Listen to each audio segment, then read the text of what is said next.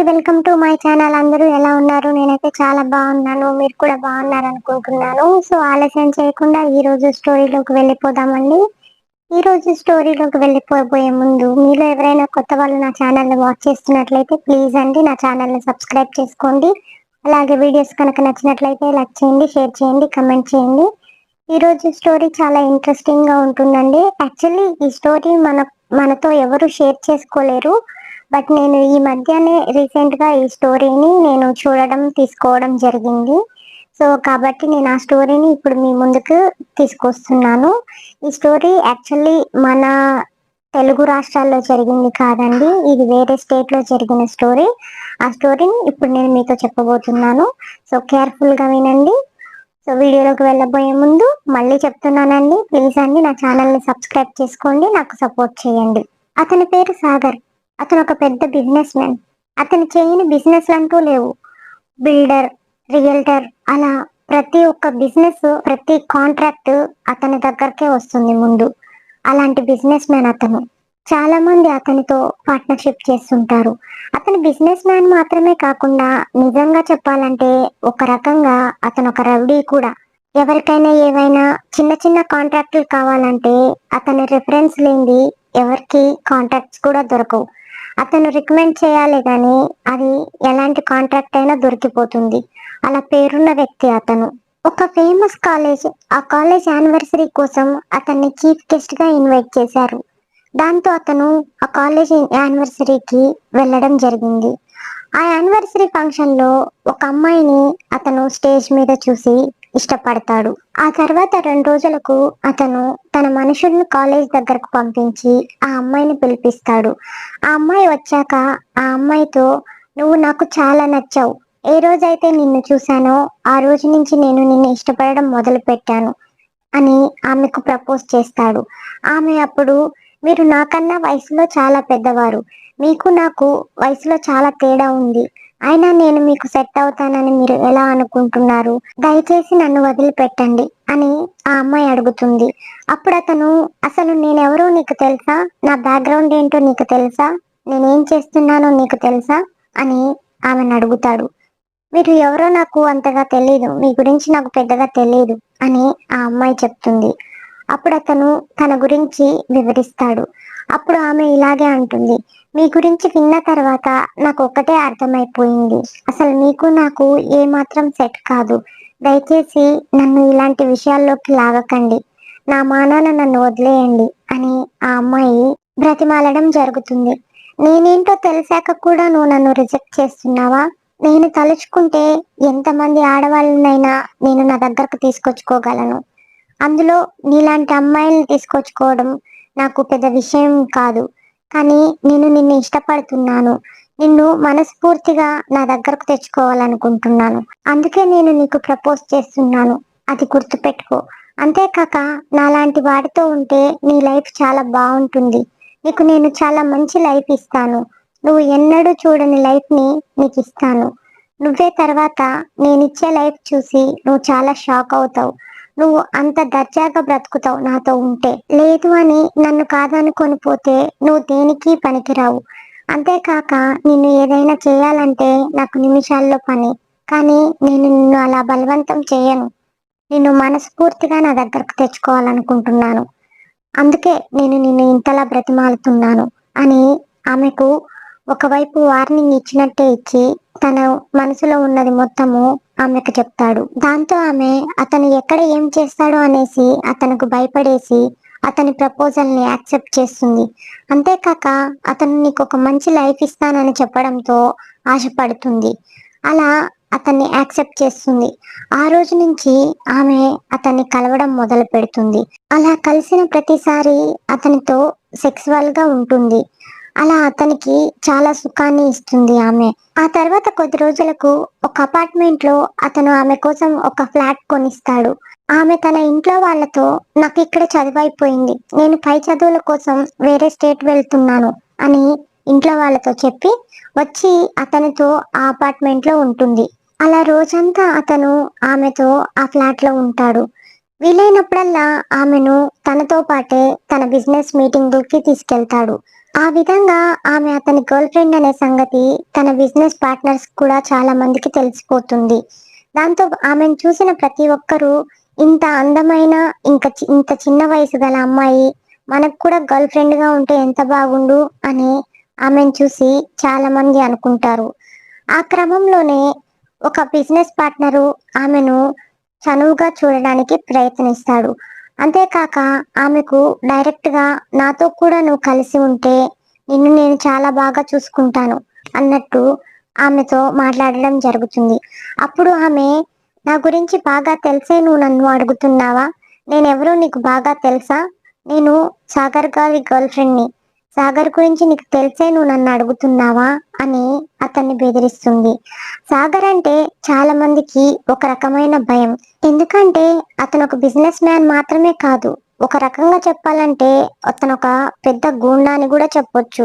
దాంతో ఆమెను అనుభవించాలని కోరిక చాలా మందికి ఉన్నా కానీ సాగర్ విషయం తెలిసాక, సాగర్ గర్ల్ ఫ్రెండ్ అని తెలిసాక ఆమెను ఎవరు అంతగా కదిలించరు. జస్ట్ ఆమె అందాన్ని, ఆమె ఫిగర్ ని చూస్తూ ఎంజాయ్ చేస్తారు. అంతే తప్ప ఆమెతో ఎక్కువగా చనువుగా ఉండడానికి ప్రయత్నం చేయరు. ఎందుకంటే ఎక్కడ ఆ విషయం సాగర్‌కి తెలిస్తే వాళ్ళని చంపేస్తాడేమో అని వాళ్ళకు భయం. ఇదిలా ఉంటే సాగర్ ఆమెకు కావాల్సినంత డబ్బు ఇస్తున్నాడు. ఒకవైపు ఆమె కోసం కార్ ఇచ్చాడు. అంతేకాకుండా స్పోర్ట్స్ బైకు, ఆమె ఎక్కడికైనా బయటకు వెళ్ళాలంటే ఇద్దరు గార్డ్స్‌ని కూడా పెట్టాడు. అలా ఆమెకు ఎందులోనూ తక్కువ చేయడం లేదు. ఆమెకు కావలసినవన్నీ సాగర్ ఆమెకు అందిస్తున్నాడు. అవన్నీ చూసి, అవన్నీ అనుభవిస్తూ ఆమె కూడా ఇది కదా లైఫ్. ఇంతకు మించి మనిషికి ఏం కావాలి? కావాల్సినంత డబ్బు, కారు, బంగ్లా అన్నీ నా దగ్గరకు వచ్చాయి. ఇప్పుడు నా మీద ఈగ కూడా వాలకుండా నేను బయటికి ఎక్కడికైనా వెళితే నాకు ఇద్దరు బాడీ గార్డ్స్ కూడా ఉన్నారు. ఇంకింతకు మించి నాకేం కావాలి అని చాలా గర్వంగా ఫీల్ అవుతుంది. మొదట్లో ఆమెకు సాగర్‌తో రిలేషన్ అంతగా ఇష్టం లేకపోయినా తర్వాత అతను చూపించిన ఈ ప్రేమకు ఆమె చాలా హ్యాపీ ఫీల్ అవుతుంది. ఎంత కష్టపడితే లేకపోతే ఎన్ని సంవత్సరాలు కష్టపడితే నేను ఇలాంటి అనుభవించగలను. నాకు ఏ కష్టం పడకుండానే అన్నీ వచ్చి నా ఒళ్ళో చేరాయి. ఇంతకన్నా నాకేం కావాలి అని అనుకుంటూ ఎంజాయ్ చేస్తుంది తన లైఫ్‌ని.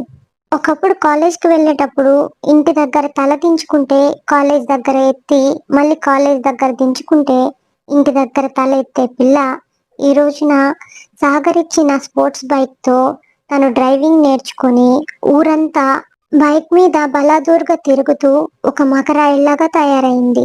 నిజానికి చెప్పాలంటే తను డ్రింక్ తాగడం, స్మోకింగ్ చేయడం కూడా స్టార్ట్ చేసింది. అలా ఆల్మోస్ట్ ఒక మగరాయిలాగే రెడీ అయిపోయింది. ఒకరోజు ఆమె తన కారులో సాంగ్స్ పెట్టుకొని ఫుల్ సౌండ్ పెట్టి డ్రైవ్ చేసుకుంటూ వెళ్తుంది. సిగ్నల్ పడగానే సిగ్నల్ దగ్గర ఆగి ఉంటుంది.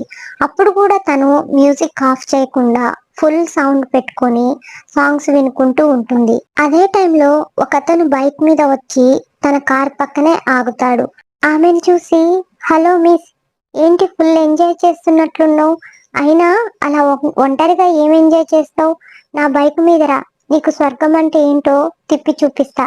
లేదా నన్ను నీ కారులో ఎక్కించుకో, నువ్వు ఎలా ఎంజాయ్ చేయాలో నేను దగ్గరుండి నేర్పిస్తా అని ఆమెను ఆట పట్టిస్తాడు. ఇంతలోనే గ్రీన్ సిగ్నల్ పడడంతో అతను వెళ్ళిపోతాడు. ఆమెకు అతనన్న మాటలకు కోపం వచ్చి ఇదే విషయాన్ని వెంటనే ఫోన్ చేసి సాగర్కు చెప్తుంది. అంతేకాకుండా ఆమె అతని బైకుని ఫాలో అవుతూ వెళ్తుంది. అతను ఒక కాఫీ షాప్ లో కూర్చొని ఉంటాడు. మరికొద్ది సేపట్లోనే సాగర్ తన మనుషులను పంపిస్తాడు.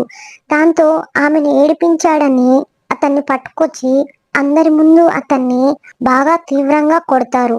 ఆ రోజు నుంచి ఆమె గురించి తెలిసిన ఎవ్వరూ ఆమెను కదిలించరు.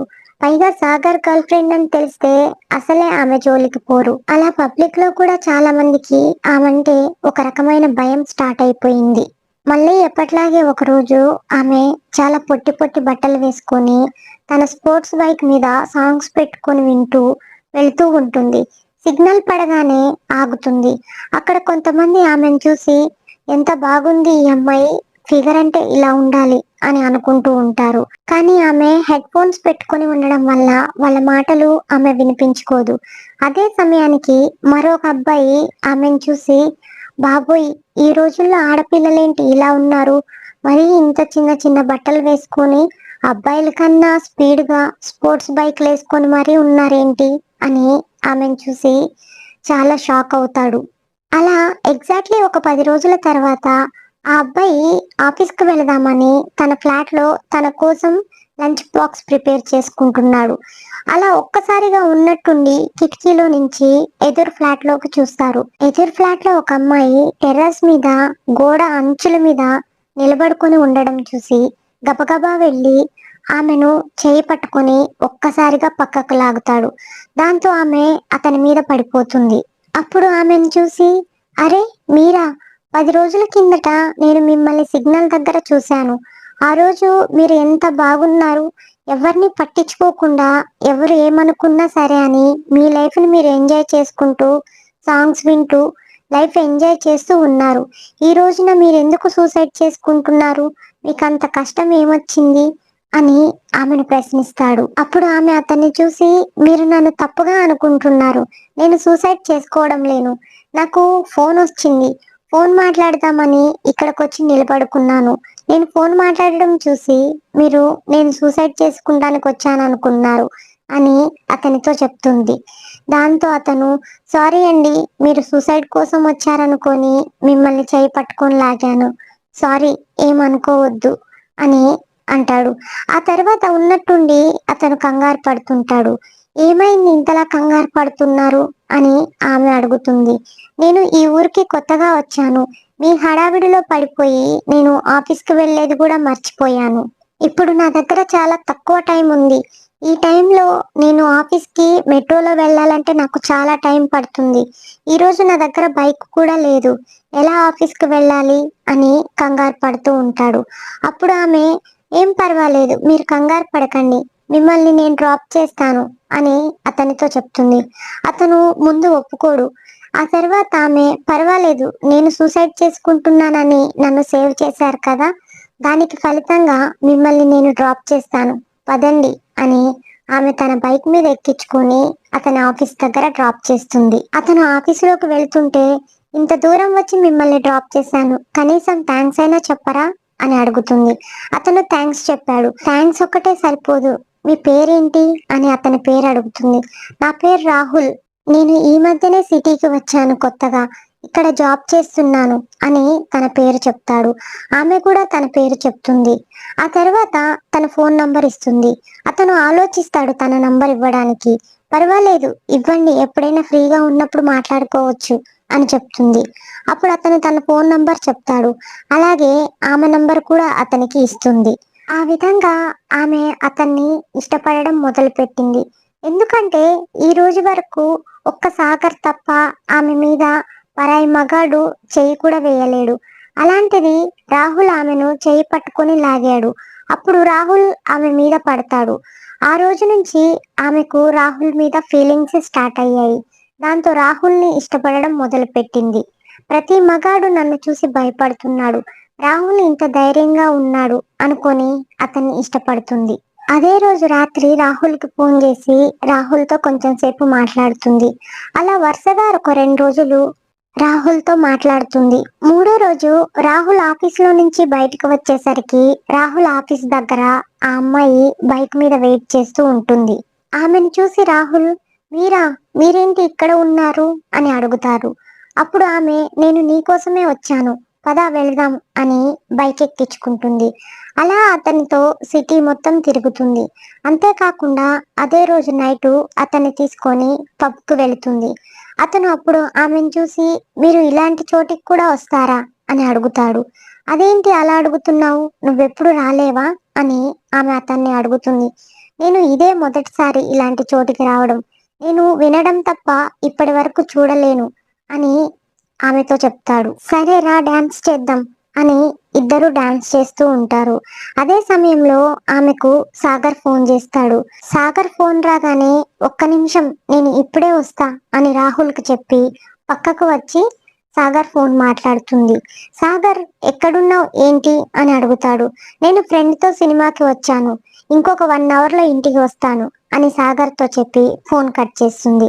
అలా ఇంకొక గంట సేపు రాహుల్తో పబ్లో ఉండి ఆ తర్వాత ఇంటికి వెళుతుంది. అదే సమయానికి సాగర్ ఇంట్లో ఆమె కోసం వెయిట్ చేస్తూ ఉంటాడు. సాగర్ని కూల్ చేయడానికి అమాంతం వెళ్ళి సాగర్ని హగ్ చేసుకుంటుంది. అప్పుడు సాగర్ ఎక్కడికి వెళ్ళావు ఇంతసేపు అని ఆమెను మళ్ళీ అడుగుతాడు. ఆల్రెడీ నేను మీకు చెప్పాను కదా ఫ్రెండ్తో సినిమాకి వెళ్ళానని. ఇంట్లో ఒక్కదాన్నే ఉంటే బోర్ కొడుతుంది, అందుకే నా ఫ్రెండ్ని తీసుకొని సినిమాకి వెళ్ళాను అని చెప్తుంది. ఆ మాటకి సాగర్, అదేంటి మరి కృష్ణ ఏదో పబ్ దగ్గర నీ బైకును చూసినట్టు నాకు ఫోన్ చేశాడు అని అడుగుతాడు. కృష్ణ అంటే సాగర్ పిఏ. నీకు మొదటి నుంచి తెలుసు కదా, ఆ కృష్ణ ఎప్పుడు నీకు నాకు మధ్య గొడవలు పెట్టాలని చూస్తున్నాడని. వాడికి నేనంటే అంతగా ఇష్టం లేదు, ఎప్పుడూ నీకు నాకు మధ్య ఏదో ఒక చిచ్చు పెట్టాలని చూస్తుంటాడు. నువ్వు నాకన్నా ఆ కృష్ణ మాటలే ఎక్కువ నమ్ముతున్నావా? వాడి మాటలు నమ్మి నన్ను అనుమానిస్తున్నావు కదా అని ఏడవడం మొదలుపెట్టింది. లేదు, నేను నిన్ను అనుమానించడం లేదు. వాడు అలా సడన్ గా ఫోన్ చేసి చెప్పేసరికి నువ్వెక్కడున్నావో ఏంటో అని ఫోన్ చేసి కనుక్కున్నాను, అంతే తప్ప నాకు నీ మీద ఎలాంటి అనుమానం లేదు. అయినా అందరినీ వదిలేసి నా కోసం వచ్చావు. అలాంటి నిన్ను నేను అనుమానించడం కరెక్ట్ కాదు. నువ్వు ఇంకోసారి నా ముందు ఏడవకు. నువ్వంటే నాకు చాలా ఇష్టం, నువ్వు ఏడవడం నేను చూడలేను అని ఆమెను ఓదారుస్తాడు. అప్పుడు ఆమె, నేను ఈరోజు చేసిన తప్పు సాగర్కు తెలీదు కాబట్టి నేను ఇక మీదట ఇలాంటి తప్పులు ఈజీగా చేసేయొచ్చు. నన్ను సాగర్ చాలా నమ్ముతున్నాడు. ఈ నమ్మకాన్ని నేను అడ్డు పెట్టుకొని నేను రాహుల్తో ప్రేమ కొనసాగించొచ్చు అని మనసులో అనుకుంటుంది. ఇదిలా ఉండగా మళ్ళీ ఒకరోజు సాగర్ తనతో కలిసి ఉంటాడు. రాత్రి 9 గంటల సమయంలో సాగర్ హడావిడిగా లేచి బట్టలు వేసుకుంటాడు. అప్పుడు ఆమె, ఏంటి ఈ టైంలో బట్టలు వేసుకుంటున్నారు, ఎక్కడికి వెళుతున్నారు అని అడుగుతుంది. అప్పుడు సాగర్, నేను ఇంటికి వెళ్తున్నాను అని చెప్తాడు. ఇప్పుడు ఇంటికి వెళ్ళడం ఏంటి, ఈరోజు ఉండొచ్చు కదా. అయినా రోజు రాత్రి కాగానే ఎక్కడ ఉన్నా కానీ ఇంటికి పరుగు తీస్తున్నారు, ఎందుకు అంతలా పరుగు తీయడం? నాకు బోర్ కొడుతుంది, ఈరోజు నాతో పాటు ఇక్కడే ఉండొచ్చు కదా అని ఆమె అడుగుతుంది. ఇంటికి వెళ్ళకపోతే అక్కడ నా భార్య నన్ను చంపేస్తుంది, అంతేకాక నా పిల్లలు కూడా ఉన్నారు, నా కోసం వెయిట్ చేస్తూ ఉంటారు అని సాగర్ ఆమెతో చెప్తాడు. అదేంటి, సిటీలో ఇంతమంది నిన్ను చూసి భయపడుతుంటే నువ్వేంటి నీ భార్యకు అంతలా భయపడుతున్నావు అని ఆమె సాగర్ని అడుగుతుంది. అప్పుడు అతను, అది భయం కాదు, అది ఒక రకమైన గౌరవం. నేను తాళి కట్టిన భార్య, నన్ను రోజంతా ఎక్కడ తిరిగినా పర్వాలేదు, నేను రాత్రికి ఇంటికి వెళ్ళకపోతే తను ఊరుకోదు. అంతేకాకుండా పిల్లలు కూడా నా కోసం ఇంట్లో ఎదురు చూస్తూ ఉంటారు. నేను ఇలా హడావిడిగా పరిగెత్తుకుంటూ పోతున్నానంటే తన మీద నాకున్న గౌరవం అలాంటిది. ఇది నీకు చెప్పినా అర్థం కాదు, ఎందుకంటే నీకు ఇంకా పెళ్లి కాలేదు కదా, పైగా నువ్వు నా భార్య కాదు కదా, అందుకే ఇది నీకు చెప్పినా అర్థం కాదు అని అతను ఆమెతో చెప్తాడు. అప్పుడు ఆమె అంటుంది, సరే నువ్వు ఈరోజు ఇక్కడే ఉండు, నేను కూడా నీకు భార్యలాగే ఉంటాను అని ఆమె చెప్తుంది. ఎంత చేసినా నువ్వు నాకు గర్ల్ ఫ్రెండ్వే కానీ నువ్వెప్పటికీ నాకు భార్య కాలేవు అంటాడు. ఆ తర్వాత అతను అక్కడి నుంచి వెళ్ళిపోతాడు. అతను వెళ్ళగానే సాగర్ మాటలకు ఆమె చాలా బాధపడుతుంది. ఛీ, నేను ఇలాంటి లైఫ్ ఒకటి బ్రతుకుతున్నానా, నా లైఫ్కి ఏమైనా అర్థం ఉందా? అతను తన భార్యకు అంత విలువిచ్చి ఇంటికి పరుగు తీశాడు. రోజంతా నాతో ఉండి రాత్రి అయ్యేసరికి అతను ఒక్కరోజు కూడా నా కోసం ఉండకుండా ఉరుకులు పరుగుల మీద ఇంటి నుంచి ఫోన్ రాగానే బయలుదేరుతున్నాడు. అది లైఫ్ అంటే. నాదొక లైఫేనా? ఇంత డబ్బుండి ఇంత భోగభాగ్యాలు అనుభవిస్తూ ఒక మంచి భార్యగా ఉండలేకపోయాను, చెప్పుకోలేని రిలేషన్షిప్ లో ఉండిపోతున్నాను. ఇలాంటి లైఫ్ నాకు అవసరమా? ఇలాంటి లైఫా నేను ఇన్ని రోజులు కోరుకుంది? అసలు నాది ఒక లైఫేనా అని తన లైఫ్ని తను బాగా ఇన్సల్ట్ చేసుకుంటుంది. ఆ తర్వాత రాహుల్ని తలుచుకుంటుంది. రాహులే నాకు సరైన వాడు. రాహుల్ తనకు ఉన్న తక్కువ జీతంతో తల్లిదండ్రుల్ని పోషించుకుంటూ తను ఊరు వదిలిపెట్టి వచ్చి ఇక్కడ జాబ్ చేసుకుంటూ బ్రతుకుతున్నాడు. పరాయి ఆడదాన్ని కనీసం కన్నెత్తి కూడా చూడడు. అంత మంచివాడు నాకు కావాలి అని రాహుల్ని కోరుకుంటుంది. ఆ క్రమంలోనే ఆ మరుసటి రోజు ఉదయాన్నే రాహుల్ దగ్గరకు వెళ్ళి రాహుల్కి నేను నిన్ను లవ్ చేస్తున్నా అని ప్రపోజ్ చేస్తుంది. రాహుల్ ముందు తడబడతాడు. కానీ ఆమె మాటలు విని ఆమె సున్నితమైన మనసును చూసి అతను కూడా ఆమెను లవ్ చేయడం మొదలు పెడతాడు. అలా ఒక వారం రోజుల తర్వాత రాహుల్ ఆమెను ఎందుకు నువ్వు ఇక్కడ ఒంటరిగా ఫ్లాట్లో ఉంటున్నావు? మీ అమ్మా నాన్న ఎక్కడ? ఏం చేస్తుంటావు? అని ఆమెను అడుగుతాడు. అప్పుడు ఆమె మా అమ్మా నాన్న ఊర్లో ఉన్నారు. ఇక్కడ నేను మా అంకుల్తో పాటు ఉంటూ మా అంకుల్ బిజినెస్లు చూసుకుంటూ ఉంటాను. అప్పుడప్పుడు మా అంకుల్తో మీటింగ్కి వెళ్తుంటాను. మా అంకుల్ కూడా అప్పుడప్పుడు ఇక్కడికి వచ్చి నాతో పాటే మా ఇంట్లో స్టే చేస్తూ ఉంటారు అని సాగర్ గురించి అతనికి చెప్తుంది. ఏమాత్రము ఆలోచించకుండా ఆమె చెప్పిన ప్రతి మాట వింటాడు. ఆమె చెప్పేవి అన్ని నిజాలనుకొని ఆమెను చాలా ఇష్టపడడం మొదలు పెట్టాడు. అదే విషయాన్ని వాళ్ళ ఇంటికి ఫోన్ చేసి వాళ్ళ అమ్మతో కూడా చెప్తాడు. అమ్మా, నేను ఇక్కడ ఒక అమ్మాయిని లవ్ చేస్తున్నాను. చాలా తొందరలోనే నేను ఆ అమ్మాయిని పెళ్లి చేసుకుందాం అనుకుంటున్నాను. ఆ అమ్మాయి ఫోటోలు కూడా మీకు పంపిస్తున్నాను చూడండి అని ఆమె ఫోటోలను వాళ్ళ అమ్మకు వాట్సాప్లో పంపిస్తాడు. అప్పుడు వాళ్ళ అమ్మ ఆమె ఫోటోలు చూసి అమ్మాయి అయితే మాకు చాలా నచ్చింది. ఇక ఆ అమ్మాయి గురించి మేము మాట్లాడేది ఏం లేదు. నీకు నచ్చితే వీలైనంత తొందరలో మీరు పెళ్లి చేసుకోండి. మాకు ఎలాంటి అభ్యంతరం లేదు అని వాళ్ళ అమ్మా నాన్న చెప్తారు. ఆ మరుసటి రోజే రాహుల్ ఆమెతో అసలు విషయాన్ని చెప్తాడు. నీ విషయాన్ని నేను మా ఇంట్లో చెప్పేశాను. మా అమ్మా నాన్న కూడా మన పెళ్లికి ఒప్పుకున్నారు అని చెప్తాడు. దాంతో ఆమె చాలా సంతోషపడుతుంది. అదే రోజు రాత్రికి రాహుల్ని తన ఫ్లాట్కి పిలుచుకుంటుంది. అప్పుడు రాహుల్తో సెక్సువల్గా ఉంటుంది. రాహుల్ ఇప్పుడే వద్దు, మనం పెళ్ళైన తర్వాత కలుద్దాం, ఇప్పుడు ఇవన్నీ వద్దు అని ఆమెకు చెప్తాడు. కానీ అయినా ఆమె వినకుండా లేదు, నాకు ఇప్పుడే నీతో సెక్స్ చేయాలనిపిస్తుంది అని చెప్పి రాహుల్తో ఆమె సెక్స్ చేస్తుంది. అలా అతనితో ఒక 2-3 సార్లు సెక్స్ చేస్తుంది. అలా కొద్ది రోజుల తర్వాత మళ్ళీ ఒక రోజు రాహుల్ని కలవాలనుకుంటుంది. కాకపోతే ఆ రోజు రాత్రి సాగర్ పిఏ కృష్ణ ఆమె ఫ్లాట్లోనే ఒక రూమ్లో వర్క్ చేసుకుంటూ ఉంటాడు. దాంతో రాహుల్ని ఇంటికి పిలుచుకోలేని పరిస్థితి. అప్పుడు ఆమె రాహుల్కి ఫోన్ చేసి నేను అర్జెంటుగా నిన్ను కలవాలి, నేను వెంటనే నీ ఫ్లాట్కి వస్తున్నాను అని చెప్తుంది. రాహుల్ ఇప్పుడు నా ఫ్లాట్కి రావద్దు, నా ఫ్లాట్లో నాతో పాటే నా రూమ్మేట్ ఉన్నాడు కాబట్టి ఇప్పుడు నువ్వు రాకు, రేపు ఉదయం నేనే నిన్ను కలుస్తాను అని చెప్తాడు. కానీ రాహుల్ మాటలు వినిపించుకోకుండా నువ్వు మళ్ళీ నాకు తిరిగి ఫోన్ చేసినా నా ఫోన్ కలవదు, నేను స్విచ్ ఆఫ్ చేస్తున్నాను, చూడు నేను వచ్చి నీ ఫ్లాట్ బయట నిల్చొని ఉంటాను, వెంటనే డోర్ ఓపెన్ చేయి అని ఫోన్ స్విచ్ ఆఫ్ చేసి వెంటనే రాహుల్ ఫ్లాట్కి వెళ్ళి డోర్ కొడుతుంది. అప్పుడు రాహుల్ బయటకు వచ్చి ఇప్పుడు నేను నిన్ను కలవలేను, నా ఫ్లాట్లో నా రూమ్మేట్ ఉన్నాడు, దయచేసి నువ్వు వెళ్ళిపో, నన్ను ఇబ్బంది పెట్టకు, నేను నిన్ను లోపలికి తీసుకెళ్ళలేను అని చెప్తాడు. అప్పుడు ఆమె సరే, నీ ఫ్లాట్లో నీ రూమ్మేట్ ఉంటే మనం టెర్రాస్ మీదకి పోదాం, టెర్రాస్ మీద ఎవరు ఉండరు కదా, పద వెళ్దాం అని అతన్ని టెర్రాస్ మీదకి తీసుకువెళ్తుంది. ఆ తర్వాత కొంచెం సేపటికి సాగర్ ఆమెకు ఫోన్ చేస్తాడు. ఆమె ఫోన్ స్విచ్ ఆఫ్ వస్తుంది. కొంచెం సేపటి తర్వాత మళ్ళీ ట్రై చేస్తాడు. అప్పుడు కూడా స్విచ్ ఆఫ్ అనే వస్తుంది. అదేంటి, ఎప్పుడూ లేంది ఆమె ఫోన్ కొత్తగా స్విచ్ ఆఫ్ వస్తుంది, అసలు ఏమై ఉండొచ్చు అని సాగర్ తన గర్డ్స్ని తీసుకొని ఇంటికి వస్తాడు. ఇంట్లో ఆమె కనిపించదు. అదే సమయానికి రూమ్ లో కృష్ణ వర్క్ చేస్తూ కనిపిస్తాడు. కృష్ణని అడుగుతాడు. అప్పుడు కృష్ణ సార్, నేను ఇప్పటి వరకు మేడంని ఇక్కడే చూశాను, తన రూమ్ లోనే ఉన్నారు, ఇంకా ఆ తర్వాత ఏమైందో నేను చూసుకోలేను, నేను కూడా లోపల కూర్చొని వర్క్ చేసుకుంటున్నాను అని చెప్తాడు. దాంతో కిందకు వచ్చి సెక్యూరిటీని అడుగుతాడు. అప్పుడు సెక్యూరిటీ సారీ సార్, నేను కూడా చూసుకోలేను, అలా కునుకు తీశాను, నేను చూసుకోలేను సార్ అని చెప్తాడు. దాంతో సెక్యూరిటీని సాగర్ కొడతాడు. ఆ తర్వాత ఎదురుగా కనిపిస్తున్న అపార్ట్మెంట్ వైపు వెళుతూ అక్కడ సెక్యూరిటీ గార్డ్ ని అడుగుతాడు. అప్పుడు ఆ సెక్యూరిటీ గార్డ్ సార్, చూశాను సార్, నేను మేడంని ఇప్పుడే మా అపార్ట్మెంట్ లోకి వెళ్తుండగా చూశాను అని చెప్తాడు. దాంతో సాగర్ తన మనుషుల్ని తీసుకొని గబగబా పైకెక్కి ప్రతి ఫ్లాట్ వెతుకుతూ ఉంటారు. అదే సమయానికి టెర్రస్ మీదకి వెళ్తారు.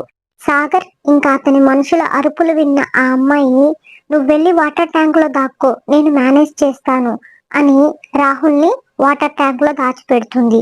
ఆ తర్వాత గబగబా తన డ్రెస్ ని చింపుకొని హెల్ప్ హెల్ప్ అంటూ అరుస్తూ ఉంటుంది. అదే సమయానికి సాగర్ తన దగ్గరకు పరిగెత్తుకుంటూ వచ్చి, ఏమైంది, అసలు నువ్వు ఎందుకు ఇక్కడ ఉన్నావు అని ఆమెను అడుగుతాడు. అప్పుడు ఆమె, ఎవరో ఒక వ్యక్తి మన ఇంటికి వచ్చి నువ్వు ఇక్కడున్నావు, నన్ను తీసుకురమ్మన్నావని చెప్పాడని వచ్చి నన్ను తీసుకొచ్చాడు. దాంతో నేను నీ కోసమని ఇక్కడికి వచ్చేసరికి ఇక్కడ ఎవరూ లేరు. అతను నన్ను బలవంతం చేయబోయాడు. అప్పుడు నేను అరిచేసరికి అతను పరిగెత్తాడు అని అతనికి చెప్పి ఏడుస్తుంది. అప్పుడే సెక్యూరిటీ గార్డ్ కూడా, అవును సార్, మేడంని ఎవరో ఒక అతను ఇలా పైకి తీసుకురావడం నేను చూశాను. నేను చూడనైతే చూశాను కానీ అతని ఫేస్ అయితే నేను సరిగా చూడలేను అని ఆ ఎదురు సెక్యూరిటీ గార్డ్ కూడా చెప్తాడు. దాంతో అతను, సరేలే ఊరుకో ఊరుకో, నేనున్నాను కదా, నేను వచ్చాను కదా, ఇప్పుడు నేను చూసుకుంటాను. వాడెవడో ఎలాగైనా సరే నేను పట్టుకుంటాను. నా సంగతి నీకు బాగా తెలుసు కదా, ఇక నువ్వు టెన్షన్ పడకు అని ఆమెను హక్ చేసుకొని ఓదారుస్తుంటాడు. అప్పుడే రాహుల్ వాటర్ ట్యాంక్ లో నుంచి ఆమెను చూసి షాక్ అవుతాడు. ఆ తర్వాత రాహుల్ చాలా బాధపడతాడు. ఆ మరుసటి రోజు మళ్ళీ ఆమె రాహుల్ కి ఫోన్ చేస్తుంది. అప్పుడు రాహుల్ ఒక్కటే మాట అంటాడు, నాకు నీతో మాట్లాడడం ఇష్టం లేదు. నువ్వు నన్ను చాలా మోసం చేశావు. మీ అంకుల్ అని నాకు అబద్ధం చెప్పావు. అతను మీ అంకుల్ కాదు. నువ్వు అతనికి గర్ల్ ఫ్రెండ్ అన్న విషయం నాకు తెలిసిపోయింది. ఎందుకు ఇంత పెద్ద విషయాన్ని నా దగ్గర దాచిపెట్టావు? ఎందుకు నన్ను ఇంతలా మోసం చేశావు?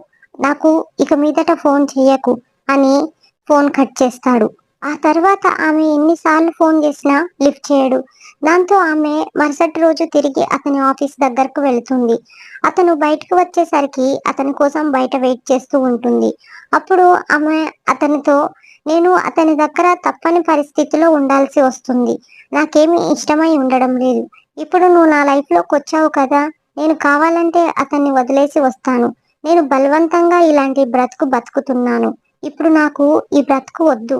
నేను నీతో వచ్చేస్తాను అని అతనితో చెప్తుంది. ఆమె మాటలు నమ్మి అతను మళ్ళీ ఆమెను లవ్ చేయడం మొదలు పెడతాడు. అంతేకాకుండా ఆల్రెడీ వాళ్ళ ఇంట్లో వాళ్ళతోని వాళ్ళిద్దరి పెళ్లి ముహూర్తం సెట్ చేయించుకుంటాడు. ఇంతలోనే మళ్ళీ ఒకరోజు ఆమె ఫుల్లుగా తాగి సాగర్తో తిరగడం అతను చూస్తాడు. అప్పుడు మళ్ళీ అతనికి విషయం తెలిసి మళ్ళీ అతను ఆమెను దూరం పెడతాడు. అదే విషయం ఆమె అతన్ని అడుగుతుంది, ఎందుకు దూరం పెడుతున్నావని. నువ్వు మారిపోయా అని చెప్పావు. నాకు తెలీదు నీ దగ్గర ఎన్ని బ్యాడ్ హ్యాబిట్స్ ఉన్నాయని. తెలిస్తే నేను నీ లైఫ్లోకి వచ్చేవాడిని కాదు. అంతేకాక నువ్వు సాగర్ని వదిలేస్తానని చెప్పి ఇంకా సాగర్తోనే తిరుగుతున్నావు అని చెప్తాడు. దాంతో ఆమె, నేను జస్ట్ కొద్ది రోజుల వరకు మాత్రమే సాగర్తో ఉంటున్నాను. వన్స్ మన పెళ్ళి అయిపోయిందంటే మనం ఇక్కడి నుంచి దూరంగా వెళ్ళిపోదాం. ఆ తర్వాత సాగర్కి నేను ఎక్కడ ఉంది కూడా తెలియనివ్వను అని అతనికి చెప్పి మళ్ళీ మేనేజ్ చేస్తుంది. అతను ఎంతకు వినడు. దాంతో ఆమె చాలా బ్రతిమాలుతుంది. అప్పటికి అతను వినడు. ఇంతలోనే మరో 2 రోజుల తర్వాత రాహుల్ బర్త్డే వస్తుంది. రాహుల్ కి విష్ చేద్దామని తన ఆఫీస్ దగ్గరకు వెళ్తుంది. తను వెళ్ళేసరికి రాహుల్ తన ఆఫీస్ కొలీగ్స్ తో బర్త్డే సెలబ్రేషన్స్ చేసుకుంటూ ఉంటాడు. అదే సమయంలో ఒక అమ్మాయి రాహుల్ ని హక్ చేసుకొని తనకి విషెస్ చెప్పడం ఈమె చూస్తుంది. దాంతో ఈమె వెళ్ళి ఆమె చెంప పగలగొడుతుంది. అప్పుడు రాహుల్ ఆమెను, అసలు నువ్వు ఎందుకు వచ్చావు ఇక్కడకు? తను నా కొలీగ్, పైగా ఈ రోజు కూడా నాతో పాటే తంది కూడా బర్త్డే. అందుకే తను నన్ను హక్ చేసుకొని విష్ చేస్తుంది. దీన్ని నువ్వు ఎందుకు ఇంత సీరియస్ గా తీసుకున్నావు అని ఆమె మీద అరుస్తాడు. ఆమె, నువ్వు నాకు మాత్రమే సొంతం. ఇలా నిన్ను ఎవరైనా ముట్టుకున్నారంటే నేను ఊరుకోను, చంపేస్తాను అని ఆఫీస్లో గోలగోల చేస్తుంది. అప్పుడు రాహుల్, ఇవన్నీ ఆఫీస్ విషయాలు, అసలు ఫస్ట్ నువ్వు ఇక్కడి నుంచి వెళ్ళిపో అని చెప్పి ఆమెను పంపించేస్తాడు. ఆ తర్వాత సాయంత్రం రాహుల్ ఆఫీస్ నుంచి బయటకు వచ్చేసరికి సాగర్ మనుషులు రాహుల్ ని తీసుకొని సాగర్ అడ్డాకి తీసుకొస్తారు. రాహుల్ ని బాగా కొడతారు. అప్పుడే ఆమె సాగర్ తో కలిసి వస్తుంది. అప్పుడు ఆమెకు అతన్ని చూయించి, ఇతనేనా, వీడేనా మొన్న నిన్ను పైన టెర్రస్ మీద బలాత్కారం చేయబోయింది అని అడుగుతారు. ఆమె అతని వైపు చూసి, కాదు ఇతని కాదు అని అబద్ధం చెప్తుంది. దాంతో వాళ్ళు రాహుల్ ని వదిలేస్తాడు. ఆ తర్వాత రోజు ఆమె రాహుల్ దగ్గరకు వెళ్ళి, నువ్వు అన్న అనుమానం వచ్చినందుకే వాళ్ళు నిన్ను అంతలా కొట్టారు. నువ్వే అని చెప్పి ఉంటే వాళ్ళు ఖచ్చితంగా నిన్ను చంపేసేవాళ్ళు. ఇప్పుడైనా అర్థమైందా నీకు నా రేంజ్ ఏందో? నేను తలుచుకుంటే నిన్ను ఏమైనా చేయగలను. కానీ నిన్ను నేనేమీ చేయను. ఎందుకంటే నేను నిన్ను లవ్ చేస్తున్నాను. ఇప్పుడైనా నా ప్రేమను అర్థం చేసుకో. వీలైనంత తొందరగా నేను వచ్చేస్తాను. మనం వెళ్ళిపోయి పెళ్లి చేసుకుందాం అని రాహుల్‌కి చెప్తుంది. అప్పటికి రాహుల్ తన మాట వినడు. ఆ తర్వాత రాహుల్ తిరిగి ఫ్లాట్‌కొచ్చి గబగబా తన బట్టలన్నీ ప్యాక్ చేసుకొని ఇక ఈమె నుంచి నేను దూరంగా వెళ్ళిపోవాలి అని ఫ్లాట్‌లో నుంచి బయటకు వస్తాడు. ఆమె ఎదురుపడి ఏంటి ఎక్కడికి వెళ్తున్నావు? త్వర త్వరగా బ్యాగ్ సదురుకొని అని అతన్ని అడుగుతుంది. ఇక నాకు నువ్వు అవసరం లేదు. నీ లైఫ్‌లో నుంచి నేను శాశ్వతంగా వెళ్ళిపోతున్నాను అని ఆమెతో చెప్తాడు. సరే వెళ్తే వెళ్దువు గాని ఒకసారి మీ అమ్మ ఫోన్ చేస్తున్నట్టుంది చూసుకో అని చెప్తుంది. వెంటనే తను ఫోన్ చెక్ చేసుకుంటే అప్పటికే వాళ్ళ అమ్మకు చాలా మిస్డ్ కాల్స్ ఉంటాయి. భయపడి ఇమ్మీడియట్లీ వాళ్ళ అమ్మకు ఫోన్ చేస్తాడు. అప్పుడు వాళ్ళ అమ్మ ఫోన్ లిఫ్ట్ చేసి, అరే నువ్వు పంపించిన టీవీ, ఫ్రిడ్జ్ సామాన్లన్నీ ఇంటికి చేరాయి. ఎప్పుడు పెట్టించమంటారు మీ పెళ్లి ముహూర్తం అని అడుగుతుంది. టీవీ, ఫ్రిడ్జ్ ఏంటమ్మా అని అడుగుతాడు. నువ్వు పంపించావు కదరా అని అడుగుతుంది. ఆ అవును నేనే పంపించాను అని చెప్పి ఫోన్ కట్ చేస్తాడు. అప్పుడు ఆ అమ్మాయి చూసావా నేను ఇక్కడి నుంచే మీ ఇంటికి కావాల్సిన సామాన్లన్నీ పంపించాను. అలాంటిది నీ బాడీని ఇక్కడి నుంచి మీ అమ్మ వాళ్ళకు పార్సల్ చేయడం నాకు ఎంతో సేపు పట్టదు. కానీ నన్ను ఆ స్థితికి తీసుకురాకు. నేను తలుచుకుంటే ఏదైనా చేస్తాను అని నీకు చెప్పడానికి ఇలా చేశాను. దయచేసి ఇప్పుడైనా నేను చెప్పినట్టు విను. నాకు దూరంగా వెళ్ళకు. నేను నిన్ను చాలా లవ్ చేస్తున్నాను అని రాహుల్ని బెదిరిస్తుంది. దాంతో రాహుల్‌కి ఏమీ చేయలేని పరిస్థితితో తిరిగి ఆగిపోతాడు. అదే రోజు రాత్రి రాహుల్‌కి ఫోన్ చేసి నాకు నిన్ను కలవాలనిపిస్తుంది. అంతేకాకుండా అర్జెంటుగా నీతో నాకు సెక్స్ చేయాలనిపిస్తుంది. త్వరగా నా ఫ్లాట్‌కి వచ్చి అని చెప్తుంది. రాహుల్ రాను అని చెప్తాడు. నువ్వు రాకపోతే నేనేం చేస్తానో తెలుసు కదా అని బెదిరిస్తుంది. ఆ మాటకు రాహుల్ భయపడి తన ఫ్లాట్‌కి వెళ్తాడు. అక్కడ ఆమెతో శృంగారం చేస్తుండగా అదే సమయంలో కృష్ణ అంటే సాగర్ పిఏ రాహుల్‌ని ఆమెను సెక్సువల్ గా ఉండడం చూసి ఫోటోలు తీస్తాడు. ఎప్పటినుంచో ఆమె మీద కన్నేసి ఉన్న కృష్ణ ఆ మరుసటి రోజు ఆ ఫోటోలు తీసుకెళ్లి ఆమెకు చూయిస్తాడు. దాంతో ఆమె ఏం కావాలి చెప్పు నీకు అని అడుగుతుంది.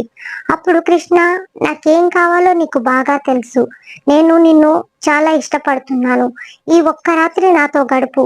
నేను నిన్ను పూర్తిగా వదిలేస్తాను. ఇంకా ఆ ఫోటోలు కూడా ఎవరికి చూయించను. లేదంటే వెంటనే ఈ ఫోటోలు సాగర్‌కి చూపిస్తాను అని భయపెడతాడు. అప్పుడు ఆమె సరే నాకు ఒక్కరోజు టైం ఇయ్యి. నేను బాగా ఆలోచించుకుంటాను అని కృష్ణ దగ్గర టైం తీసుకుంటుంది.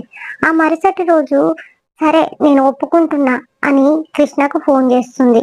దాంతో కృష్ణ సరే నా ఫ్లాట్‌కి వచ్చేయ్ అని ఆమెకు చెప్తాడు. అప్పుడు ఆమె ఇదే విషయాన్ని రాహుల్‌తో చెప్తుంది. అంతేకాక ఈ ఫోటోలు గాని సాగర్ చూశాడంటే నాకన్నా ముందు నిన్నే చంపేస్తాడు అని రాహుల్‌ని భయపెడుతుంది. దాంతో రాహుల్ మరి ఏం చేద్దాం అని చెప్తాడు. ఫస్ట్ ఏదో ఒకటి చేద్దాం. వాడు రమ్మన్నట్టు వాడి ఫ్లాట్‌కి వెళ్దాం పద అని రాహుల్‌ని తీసుకొని కృష్ణ ఫ్లాట్‌కి వెళ్తుంది.